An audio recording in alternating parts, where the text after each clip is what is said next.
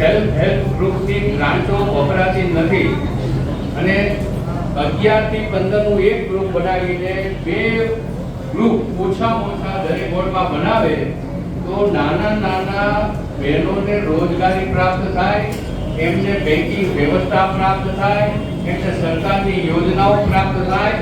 એટલે નગરપાલિકામાં તમારા વોર્ડના સુધરાય સભ્યને નો મળે તો ગમે ત્યાંથી પકડીને પણ કહેજો કે અમારે અમારા વોર્ડમાં 2 સેલ્ફ હેલ્પ ગ્રુપ બનાવવા છે.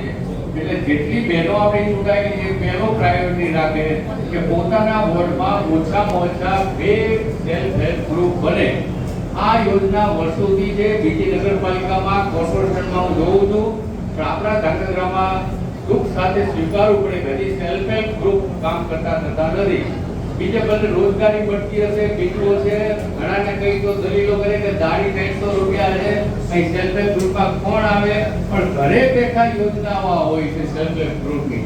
એટલે તમે 11 ને 15 ની ટીમ બનાવો બહેનોની, એમનું મંડળ બનાવો, સખી મંડળ બને, સેલ્ફ હેલ્પ ગ્રુપ બને અને એમને નાના મોટા કોઈને કોઈ રોજગાર પ્રાપ્ત કરે એ દિશામાં દરેક વોર્ડની મહિલા સુધરાય સભ્ય આ દિશામાં આગળ આવે.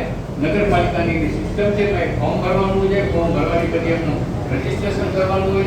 આ બધી પ્રક્રિયામાં નગરપાલિકાના પ્રમુખ અને પદાધિકારીઓ ચીફ ઓફિસર મદદ કરશે.